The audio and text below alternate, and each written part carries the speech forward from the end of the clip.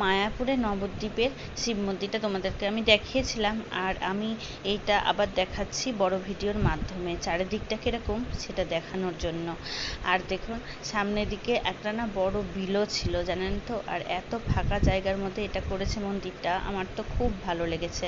আর কি সুন্দর চারিদিকটা পার্কের মতন, আর অনেকগুলো কাজও হচ্ছিল, গাছগুলোকে কি সুন্দর করে লাগাচ্ছিল, তারপরে ঘাসগুলো কেটে কেটে সব মালিরা ঠিকঠাক করে রাখছিল, পরিষ্কার পরিচ্ছন্ন একদম ছিল। আর শিব মূর্তিটা এত বড় যে কি বলবো, আমরা তো একদম নিচে দিকে।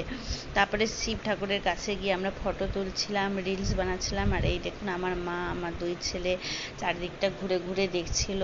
তারপরে আমার বড় এক সাইডে গিয়ে ভালো করে ভিডিও করছিল, ওই যে ও সাইডে হলুদ মানে হচ্ছে পাঞ্জাবি পরে আছে, ওটাই আমার বর। আর হচ্ছে ঘুরতে কিন্তু সেই মজা লাগছিল।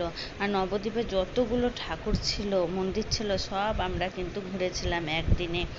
আর তার মধ্যে এই শিব মন্দিরটাও কিন্তু আমার খুবই ভালো লেগেছিল। এটা হলো নতুন শিব মন্দির, এর আগের বার যখন এসেছিলাম তখন কিন্তু এটা হয়েছিল না, এবারকার এটা কিন্তু হয়েছে।